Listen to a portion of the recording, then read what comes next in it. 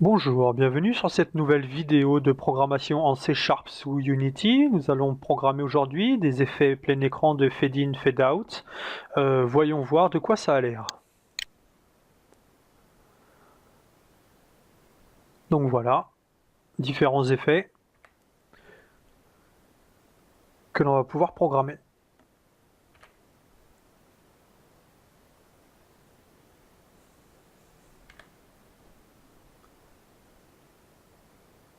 Voilà, passons tout de suite à la programmation. Voilà, comme d'habitude, on va préparer une scène.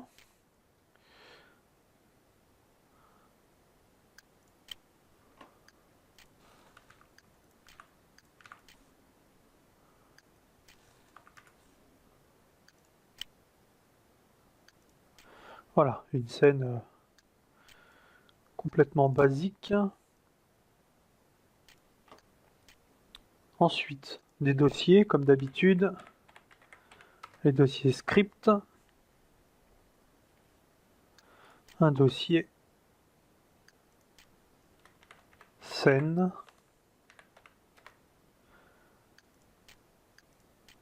et bien sûr,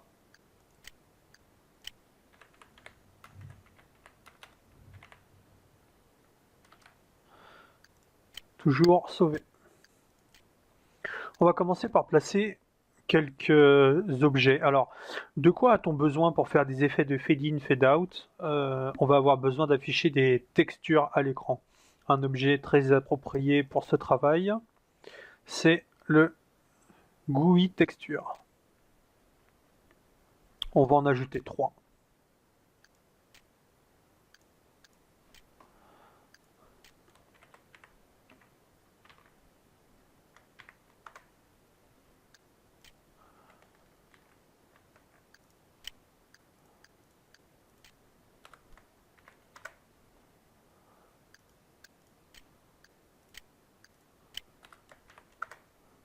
Voilà.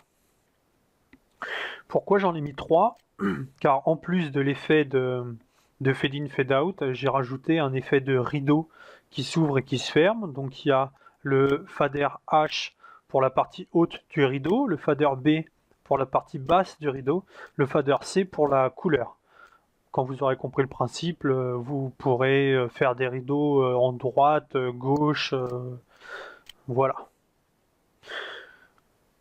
Donc dans ces GUI textures, on va devoir afficher une texture. On va créer tout de suite le dossier texture. Et très vite fait, on va en créer une avec Photoshop. Ça va aller très très vite.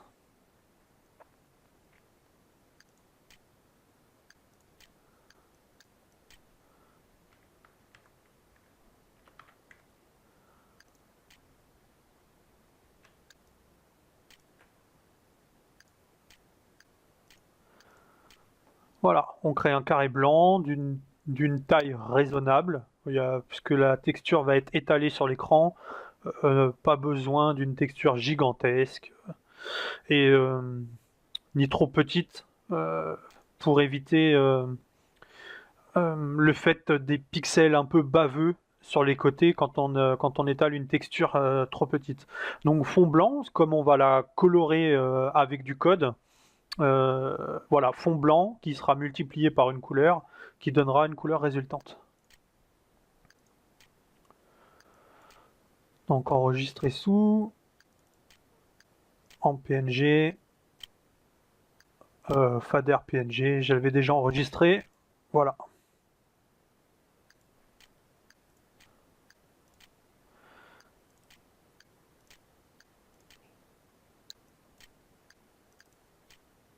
Donc on va récupérer notre texture de fader, puis dans chaque fader, on va l'assigner à la texture.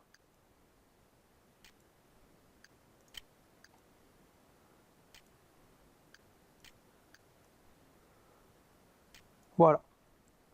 On va aussi redimensionner les pixels de la texture de façon à ce qu'ils ne soient pas affichés à l'écran quand on est dans l'éditeur.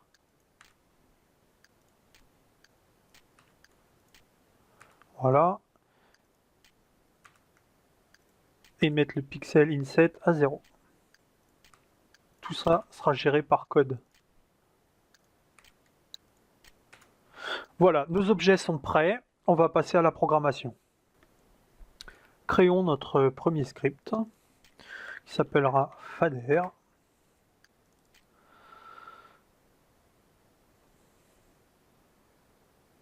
Voilà. Un peu de mise en forme.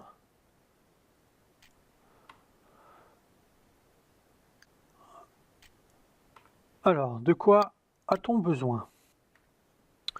Donc, deux propriétés couleurs qui s'appellent start color, end color, évidemment, qui correspondront à la couleur de début et de fin de notre fader. Une propriété color, que j'ai appelée color, qui permettra simplement d'affecter start color et end color en même temps, ce qui nous permettra de définir une couleur de début et de fin identique, par exemple pour un rideau qui n'a pas besoin de changer de couleur avec une seule commande. Encore deux propriétés qui sont des vectors to, des vectors 2 cette fois-ci, donc start pose, end pose, qui correspondront à la position de départ et de fin du rideau, voire une position fixe si le rideau n'est pas animé.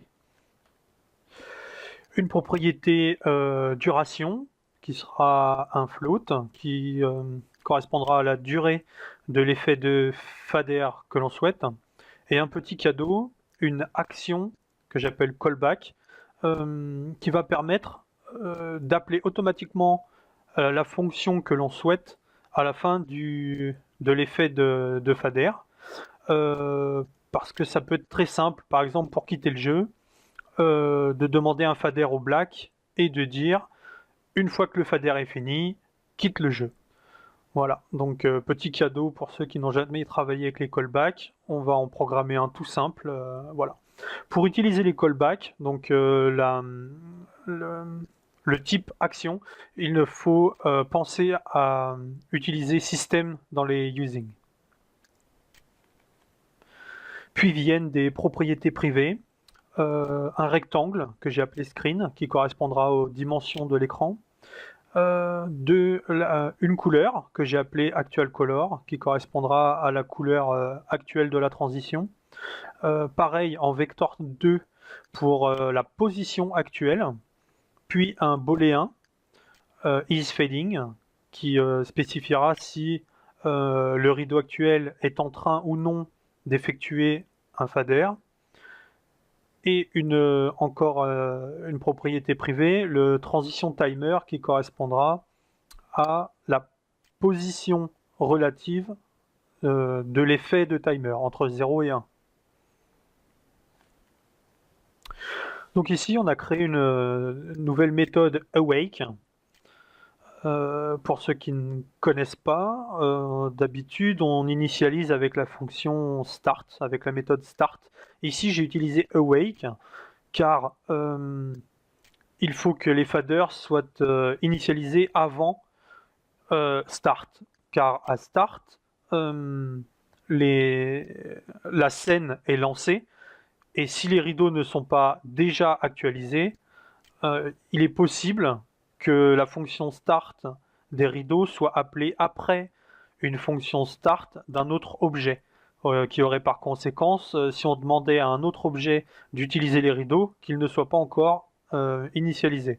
Donc, on va utiliser la méthode awake, qui est toujours appelée avant la méthode start. Ainsi, on est sûr que les rideaux seront initialisés, que l'objet fader sera initialisé avant qu'on puisse l'appeler dans une méthode start. Donc à l'initialisation de cette méthode, dans le rectangle screen, on va récupérer la taille effective de notre écran, donc screen.width et screen.height, et puis le rectangle 0 et 0 de la position x et y. Dans la définition pixel inset du GUI texture, on va mettre cette variable rectangle qui correspond dans les faders à la position en X, la position en Y, la largeur et la hauteur. Puis on va désactiver le GUI texture. Pour l'instant, tant qu'on ne lui a pas demandé d'effectuer une action de fader, on n'affiche pas les textures à l'écran. Dans Update, maintenant, la fonction qui est la méthode qui va être appelée à chaque image, on va créer une structure if-else qui va nous permettre de gérer l'effet de transition ou la fin de l'effet de transition. Donc if isFading, qui est notre booléen qui indique si on est en train de fader ou pas. Donc si oui, si on est en train de fader et que la transition est inférieure à 1, à ce moment-là, on va rentrer dans cette partie du endif, sinon on passera à la suite. Nous voici dans notre if. Donc que se passe-t-il? On incrémente notre transition timer de la valeur time.deltaTime divisé par duration. Je vais expliquer ça. Time.deltaTime est une valeur qui est dépendante du FPS. Plus il y a de FPS, plus petit est le delta time. Ce qui nous permet, en appelant cette fonction autant de fois que l'on peut par seconde. Le résultat est que si on appelle cette fonction sur une durée de 1 seconde, le total des time.deltaTime fera 1. En divisant ce 1 par duration, on va pouvoir ajouter des petits bouts de temps à transition timer qui feront qu'au bout de tant de secondes, le résultat sera 1. C'est pour ça que notre transition timer va passer de la valeur 0 à la valeur 1 maximum, étalée sur le nombre de secondes duration. Voilà, c'est un peu particulier à comprendre, mais ça servira très souvent, ce time.deltaTime, qui nous permet de caler des animations sur le temps et non pas sur le FPS, sur la vitesse ou le nombre de fois où la méthode update est appelée. Ensuite, on va utiliser un lerp. Donc, qu'est-ce qu'un lerp? Un lerp, c'est une fonction mathématique qui va permettre de retourner une valeur entre deux bornes vis-à-vis d'un ratio. Donc, on a ici start color, puis end color, et en fait le ratio. Donc le ratio, c'est notre temps de transition entre 0 et 1. Quand transition timer sera à 0, la fonction lerp retournera la borne basse de ces valeurs. Quand transition vaudra 1, elle retournera la borne haute. Et sur toute la plage de transition entre 0 et 1, on aura un pourcentage de la valeur de départ ou la valeur de fin. C'est comme ça qu'on va faire passer notre couleur actual color, de la couleur de début à la couleur de fin, étalée sur duration.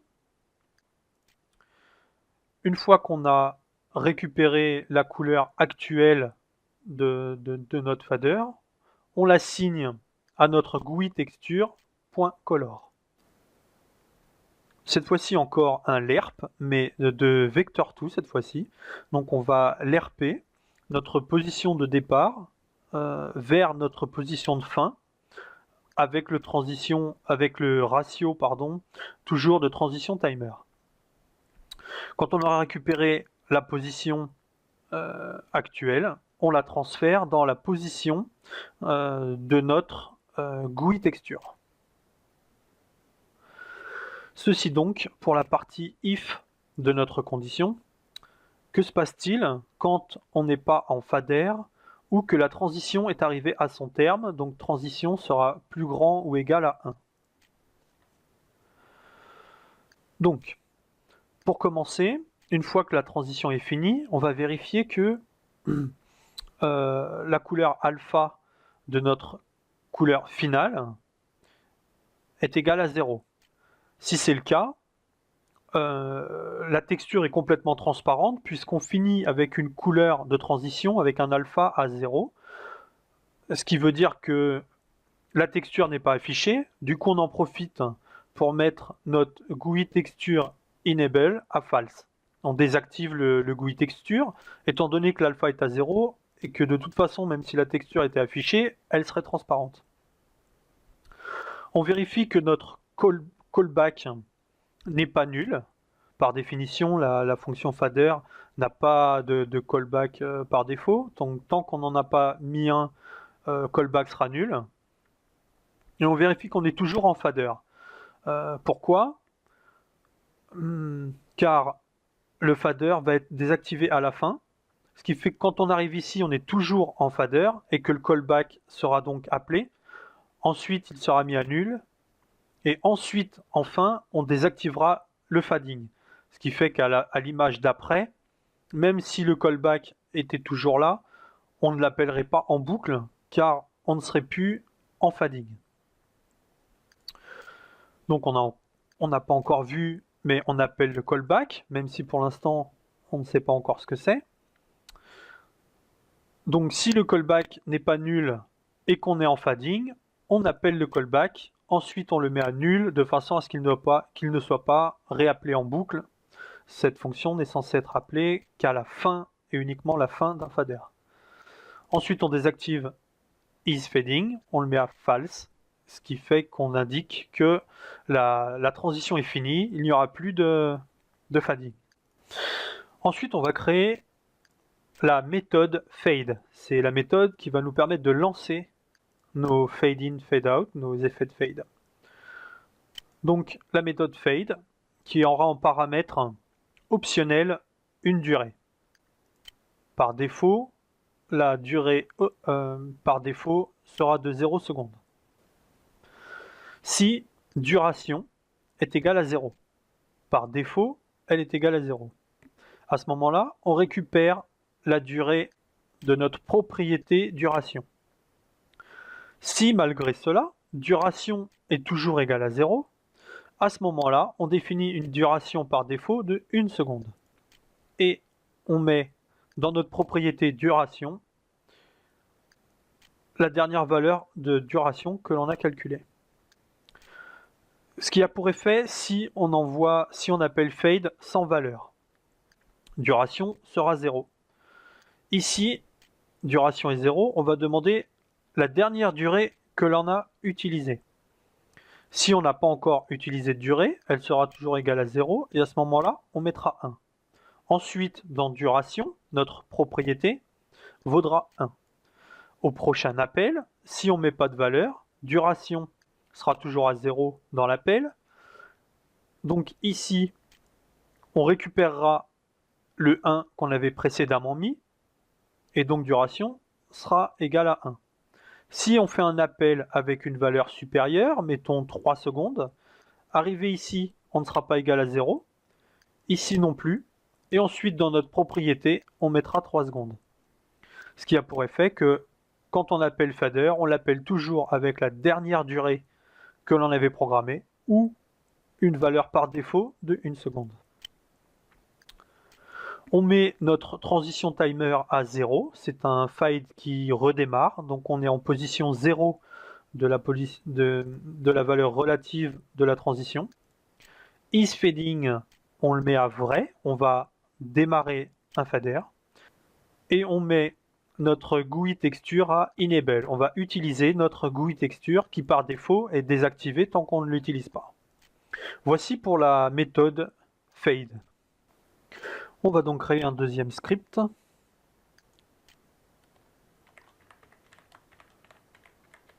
Que j'ai appelé fader control.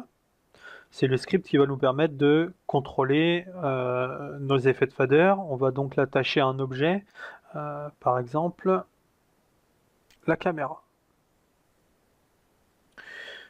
À ce propos, on va attacher le script fader, bien évidemment, aux 3 objets fader. J'ai bien le script ici et ici. Pardon de cet oubli, évidemment, quand on crée un script, il faut l'assigner à un objet. Donc, fader control a été assigné à la caméra, très bien, on va l'éditer.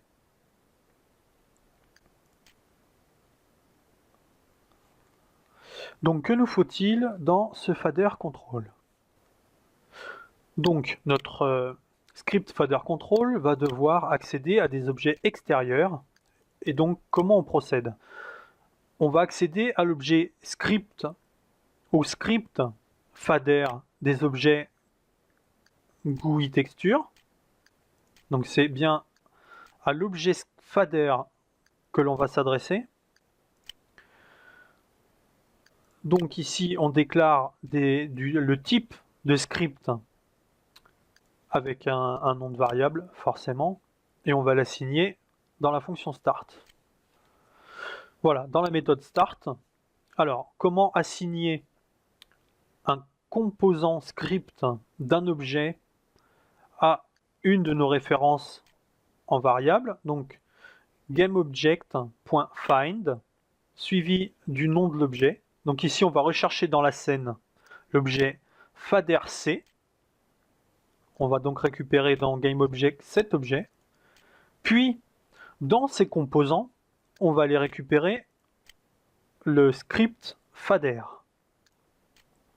On cherche le GameObject faderC et on récupère son composant, getComposant fader. Ce qui fait que cette variable référence le script de l'objet faderC. Et on pourra accéder au script de cet objet à travers cette variable. Pareil pour le fader H et le fader B. Donc maintenant qu'on a accès à nos trois faders, on va pouvoir les programmer. Donc fader B, donc la position basse, point start pose, la position de départ, un vecteur 2, 0 pour la gauche de l'écran, et là c'est un peu particulier, moins 0,5 pour la hauteur. Les positions de GUI texture sont entre 0 et 1 pour de gauche à droite pour le X et du bas jusqu'en haut pour le Y. À moins 0,5, on est pile entre le bas et le haut de l'écran. En fait, le fader B va démarrer pile au milieu de l'écran. Donc le fader B, son position de fin est toujours à gauche de l'écran, mais cette fois-ci complètement en bas. Donc le rideau fader B est un rideau qui va partir du moitié de l'écran et qui va descendre jusqu'en bas de l'écran. Le fader B couleur, on prend un noir complètement opaque, puisque 0,0,0 dans couleur c'est un noir, et 1 pour l'alpha veut dire complètement opaque. Pour le fader H, qui correspond à la position haute de l'écran, donc pareil, position à gauche, puis position 0,5, puisque ce coup-ci on est sur la partie haute de l'écran, et la position de fin, donc toujours à gauche, est complètement en haut de l'écran avec la valeur 1. Le fader H.couleur est toujours égal à un noir parfaitement opaque. Fader C maintenant, celui qui va faire l'effet de couleur. Donc en couleur de départ, on va prendre un blanc complètement opaque, comme si on était aveuglé. On voit tout blanc quand les rideaux s'ouvrent. Et en couleur de fin, un blanc, mais celui-ci complètement transparent. Donc l'effet de luminosité s'est atténué et il ne reste qu'une image parfaitement transparente. Ensuite, on va appeler la méthode fade de nos trois faders. Donc j'ai mis pour les rideaux haut et bas 4 secondes. Et pour le rideau qui contrôle la couleur, 6 secondes, pour que l'effet de couleur soit un peu plus long que l'effet de rideau. Voyons voir ce que ça donne.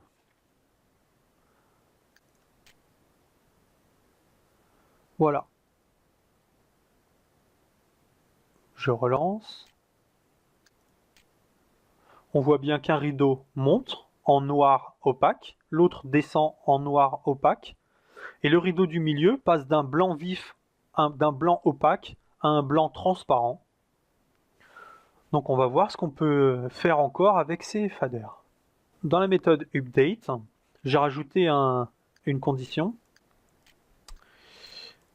If input.getKeyDown keyCode B, le terme barbare qui simplement récupère le fait que l'on vient d'appuyer sur la touche B du clavier. Voilà. Donc si on appuie sur la touche B du clavier, on va reprogrammer un fader comme suit. Le fader B va partir du bas de l'écran complètement en bas puisque moins 1 jusqu'à la moitié de l'écran puisque moins 0,5. Donc complètement en bas jusqu'à la moitié. Le fader B couleur sera un noir opaque. Pour le fader H, il va partir de tout en haut de l'écran, puisque 1, jusqu'à la moitié de l'écran en hauteur, puisque 0,5. La couleur noir opaque. La couleur de fader, donc le fader C, sera un noir parfaitement transparent au départ, puis un noir opaque à la fin, avec les mêmes temps de fader qu'on avait fait sur le départ, 4, 4 et 6. Je vais lancer et je vais appuyer sur la touche B. Donc je lance. On a le premier fader de notre fonction start. Et on peut déclencher un autre fader avec des conditions.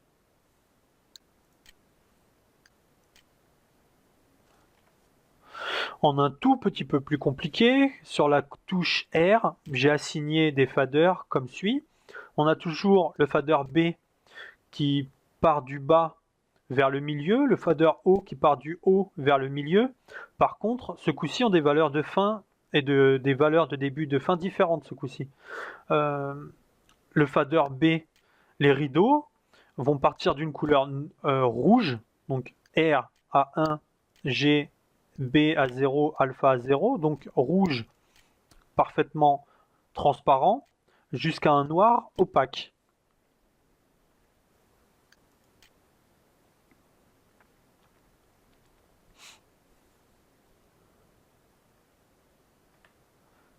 Et voilà, des rideaux qui descendent et qui en même temps changent de couleur, passent de rouge à noir, un effet de transparence. Voilà. Cette vidéo, ce tutoriel est maintenant terminé. Non. Il nous reste une dernière petite chose à voir. Je vous avais parlé d'un callback. Qu'est-ce que c'est que cette bête? Le callback est une fonction que l'on peut appeler, c'est un paramètre. Le callback, c'est une fonction que l'on peut passer en paramètre, l'action, le type action. Il nous reste à voir il nous reste à voir le callback. Qu'est-ce qu'un callback? Le callback, c'est une fonction que l'on passe en paramètre. Donc j'ai autorisé qu'on puisse passer dans fader une action que l'on appelle callback. Donc ici, on va créer une fonction qui pourrait être n'importe où dans le logiciel. Par exemple, la fonction exit.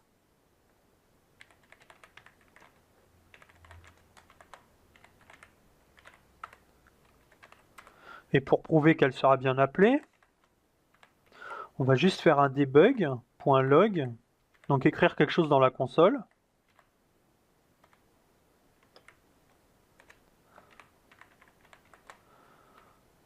Pour prouver qu'on a bien appelé exit. Donc ça, c'est une fonction qui existe dans notre fader control. Et mettons qu'à la fin, qu'on ait appuyé sur la touche B. Quand on aura appuyé sur la touche B, on va déclencher un fader. À la fin de ce fader, je vais faire appeler la fonction exit. On va partir du fader C.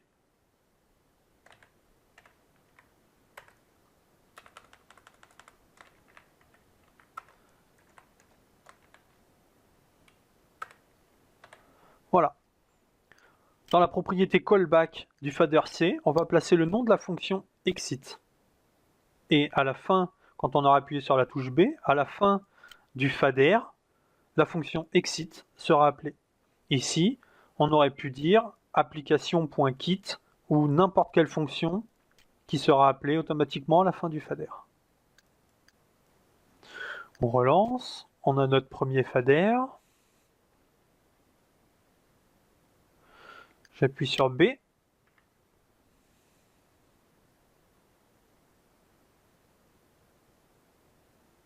Voilà. On a bien la preuve que notre fonction called, que notre fonction exit a été appelée depuis le fader alors qu'elle n'a été définie que dans notre fader control. Ceci conclut cette vidéo sur les effets de fade in, fade out. Je vous remercie de m'avoir suivi. N'hésitez pas à laisser des commentaires. Et je vous retrouve très bientôt pour une nouvelle vidéo.